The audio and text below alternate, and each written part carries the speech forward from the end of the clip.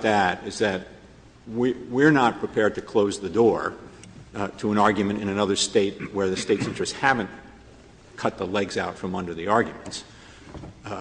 And I suppose the caution rationale that Mr. Cooper identified with respect to the effects on children, if it came up in a different case with a different record, after all here, this case was litigated by petitioners on the theory that rational basis applied and they didn't need to show anything.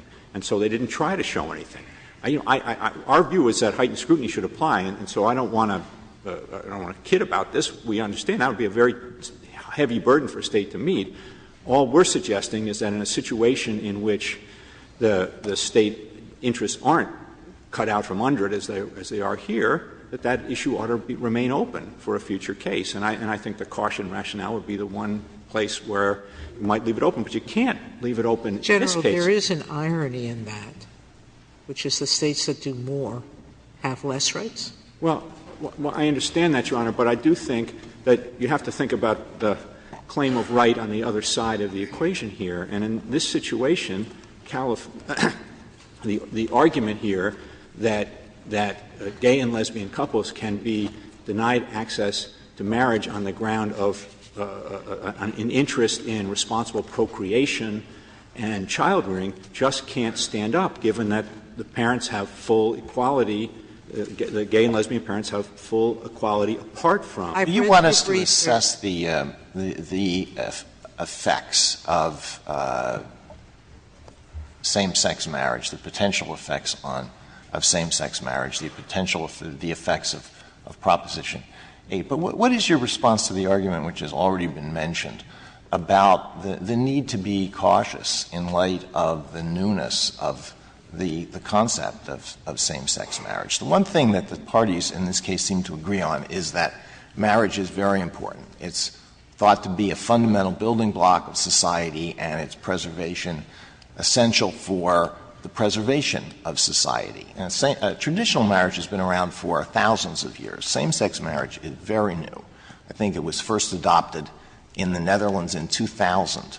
So there isn't a lot of data about its effect. And it may turn out to be a good thing. It may turn out not to be a good thing, as the supporters of Proposition 8 apparently believe. But you want us to step in and render a decision based on an assessment of the effects of this institution, which is newer than cell phones or the Internet? I mean, we do not have the ability to see the future.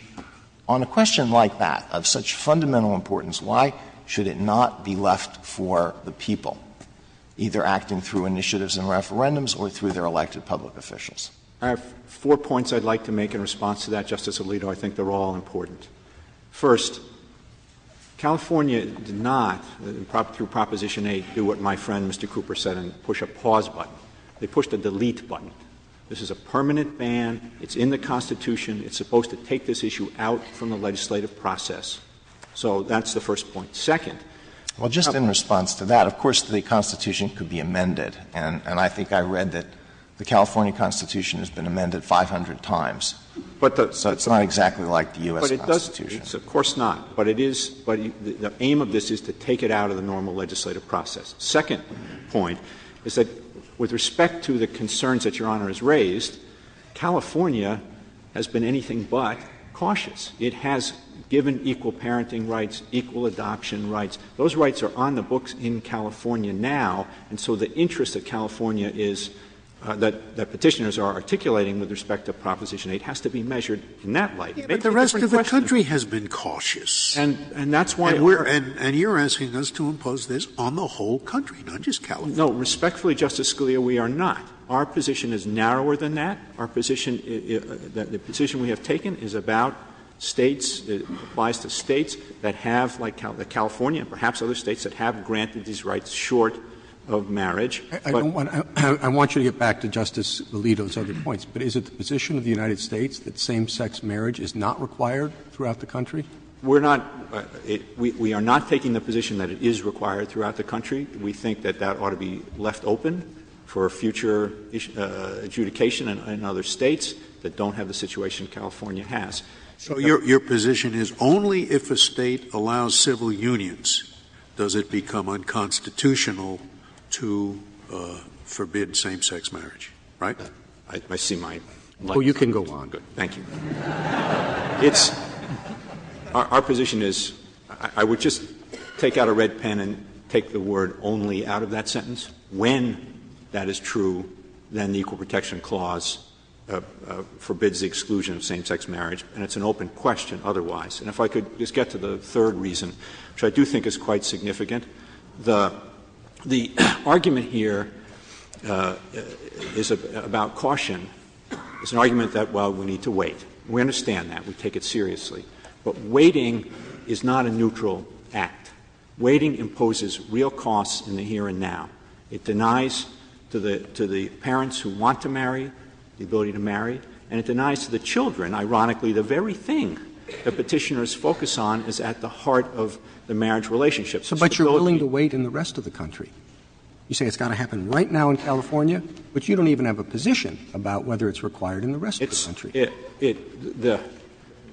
With respect to a state that allows gay couples to have children and to have families and then denies the stabilizing. So it's got to happen right away in those states where same-sex couples have every legal right that married couples do. Well, we think but you can wait in states where they have fewer legal rights. What I said is an open question with respect to those states, and a court should wait and see what kind of a record a state could make. But in California, you can't make the record to justify the exclusion.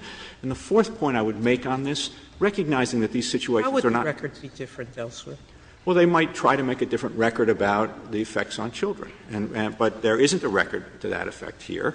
And the fourth point I would make, and I do think this is significant, is that the principal argument in 1967 with respect to Loving and that the Commonwealth of Virginia advanced was, well, the social science is still uncertain about how biracial children will fare in this world, and so you ought to apply rational basis scrutiny and wait. And I think the Court recognized that there's a cost to waiting, and that has got to be part of the equal protection calculus. And so I do think that's quite fundamental. Could I ask you a problem about Sure. It seems to me that your position that you're supporting is somewhat internally inconsistent. We see the argument made that there's no problem with extending marriage to same-sex couples because children raised by same-sex couples are doing just fine and there's no evidence that they're being harmed. And the other argument is Proposition 8 harms children by not allowing same-sex couples to marriage. Well, which is it? Well, I think what Proposition 8 does is deny the long-term stabilizing effect that marriage brings. That's the argument for marriage. But you also tell me there's been no harm shown to children of same-sex couples. That California, there are 37,000 children in same-sex families in California now. Their parents cannot marry, and that has effects on them in the here and now. The stabilizing effect is not there. When they go to school, they have to, they don't have parents like everybody else's parents. That's a real effect, a real cost in the Well, a real cost right now would be you're asking me to write these words. A state that has a pact has to say marriage. All right? But I'm not telling you about states that don't. Well, I would guess there's a real-world effect there, too.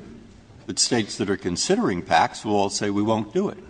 Or not all, but some would. And that would have a real effect right now. And at the moment, I'm thinking it's much more harmful to the gay couple, the latter, than the former. But you won't give me advice as the government to how to deal with that. Well, we think that, as I started my argument, Your Honor, that all the warning flags for exacting equal protection scrutiny are present here. This is a group that has suffered a history of terrible discrimination. The petitioners don't deny it. The petitioners said at the podium today that there is no justification for that discrimination in any realm other than the one posed in this case. And so when those two factors are present, those are paradigm considerations for the application of heightened scrutiny. And so I don't want to suggest that in states that haven't taken this step, that states that haven't taken this step, that they're going to have an easy time meeting heightened scrutiny, which I think has to apply. Suppose one of those states repeals the civil union laws? It would be a different case. And all I'm saying is that the door ought to remain open to that case, not that it would be easy for the State to prevail in that case. Thank you, General. Mr. Cooper, to keep things fair, I think you have 10 minutes. Well, thank you very much. And you might address why you think we should take and decide this case. Yes, Your Honor, and that is the one thing on which I wholeheartedly agree with my friend, Mr. Olson. This case was is now properly before the Court, was properly granted, even if, Your Honor, one could defend the specific judgment below for the Ninth Circuit, a defense that I haven't heard offered to this Court. A judicial redefinition of marriage, even if it could be limited to California, is well worthy of this Court's attention, particularly, Your Honor, as it comes from a single district court judge in a single jurisdiction. I would also think like that begs, and Mr. Olson doesn't really focus on this. If the issue is letting the states experiment and letting the society have more time to figure out its direction, why is taking a case now the answer?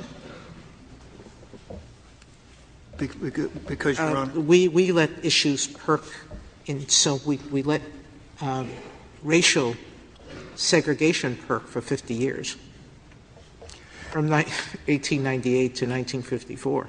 Your Honor, it is hard and to. Now we're only talking about at most 4 years. It is hard to imagine a case that would be better, or more thoroughly, I should say, at least, briefed and argued to this Court. Well, it's too late. Too late for that now, isn't it? I mean, we granted cert. I mean, that's essentially asking, why did we grant cert? We should let it percolate for another. We've crossed that river, I think.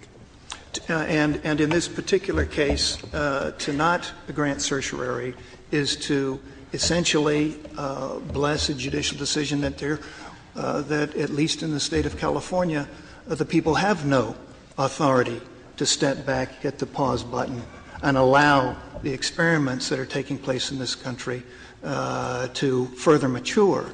That, in fact, at least in California, and it's impossible to limit this ruling, Your Honor, even to California. Even the Solicitor General's argument, he says, applies to at least 8 states. It's impossible to limit these propositions to any particular jurisdiction. So this Court would be making a very real decision with respect to same-sex marriage if it should simply decide to dismiss the writ as improvidently granted, Justice Kennedy. And let's just step back and just consider for a moment the Solicitor General's argument. He is basically submitting to the Court that essentially the one compromise that is not available to the states is the one that the state of California has undertaken, that is to go as far as the people possibly can in honoring and recognizing the families and the relationships of same-sex couples while still preserving the existence of traditional marriage as an institution. That's the one thing that's off the table. I thought he was saying, Mr. Cooper, it's not before the Court today. And remember, Loving against Virginia was preceded by the McLaughlin case. So first there was a question of no marriage, and then there was marriage. So in that sense, I understood the Solicitor General to be telling us that case is not before the Court today. Forgive me, Justice Ginsburg. The case of what case isn't before the Court? I think it was McLaughlin against Florida. Yes. It was cohabitation of people of different races. Certainly. And the Court took that case and waited to reach the marriage case. Yes, Your Honor. Well, forgive me, Your Honor. I'm not sure I'm following the Court's question. My memory may be wrong, but I think the case was that people of different races were arrested and charged with the crime of interracial cohabitation. And the court said that that was invalid, Yes. unlawful. Yes, thank you, Your Honor. Forgive me.